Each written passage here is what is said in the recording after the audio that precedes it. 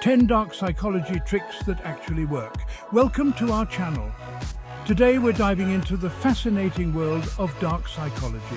These are powerful techniques that can influence and manipulate behavior in subtle ways. Now, I'm not saying you should go out there and become some kind of puppet master, but understanding these tactics can give you an edge in everyday situations. Let's get started.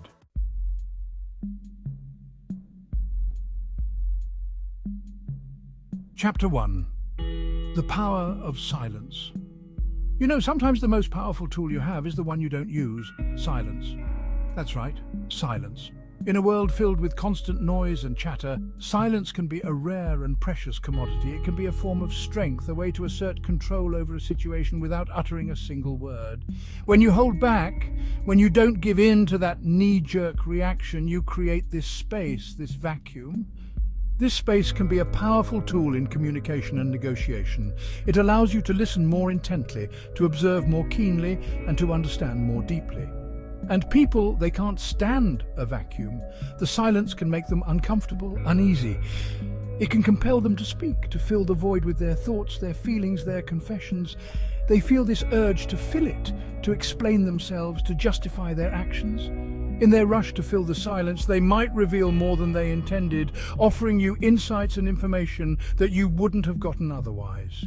They might even spill the beans, reveal more than they intended. It's a fascinating phenomenon how silence can act as a catalyst for truth. It's like they're a pressure cooker and you just release the valve. The built-up pressure of their thoughts and emotions comes rushing out, and you, the silent observer, gain the upper hand. Remember, sometimes the strongest voice is the one that's not saying a word. In meetings, in conversations, in conflicts, the power of silence can be your greatest ally. It can help you navigate through the noise, find clarity, and emerge stronger. Chapter 2. Mirroring. You ever notice how you gravitate towards people who remind you of yourself? It's human nature. We like people who are like us. So, how do you use this to your advantage? Mirroring. It's about subtly reflecting back the other person's body language, their tone, even their expressions. It's like you're speaking their language without saying a word. When you do this, they feel seen, they feel understood. It builds this instant connection, this rapport that can be incredibly powerful.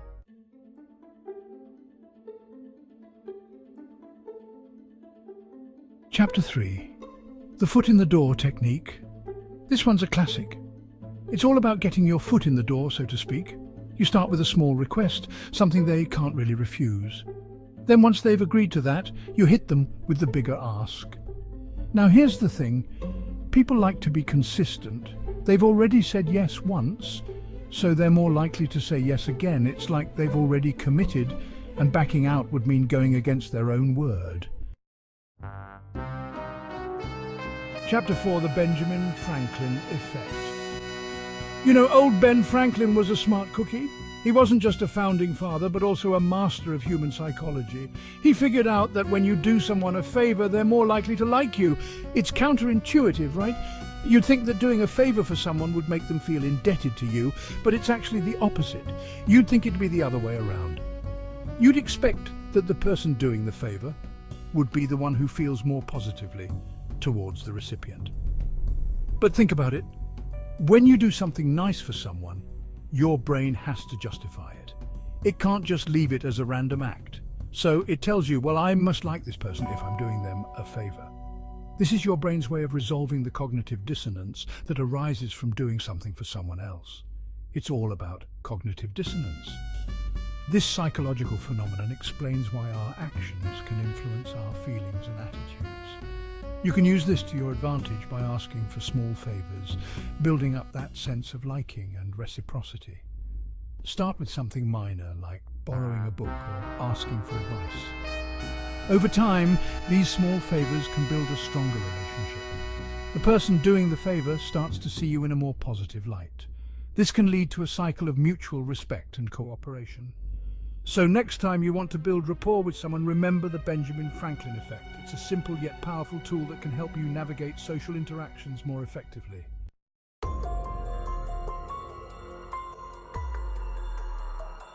Chapter 5. Negative framing. Let's face it, folks, we're all wired to avoid pain, and that includes the pain of loss. That's where negative framing comes in. Instead of focusing on the positive, you highlight what they stand to lose if they don't do what you want. It's about creating a sense of urgency, of potential loss. Suddenly your offer seems a whole lot more appealing because it's a way to avoid that negative outcome. Chapter 6. The illusion of choice. Control. People crave it. They want to feel like they're the ones calling the shots. But here's the thing, you can give them the illusion of choice while still steering them in the direction you want. How? By offering them two options, both of which lead to your desired outcome. It's like a magician forcing a card. They think they have a choice, but you're the one holding all the cards. Chapter 7. Guilt tripping. This one's a bit manipulative, I'll admit, but it can be effective. The idea is to make the other person feel responsible for your discomfort or misfortune. You're not directly blaming them, mind you. It's more about subtly implying that their actions have negatively impacted you. This can trigger feelings of guilt, which they then feel compelled to alleviate by giving you what you want. Chapter 8. Creating scarcity. This chapter delves into the fascinating world of scarcity and how it influences human behavior. Ever notice how people go crazy for limited edition items? Whether it's the latest sneakers, a new tech gadget, or a special edition book, the frenzy is real. It's the principle of scarcity at work.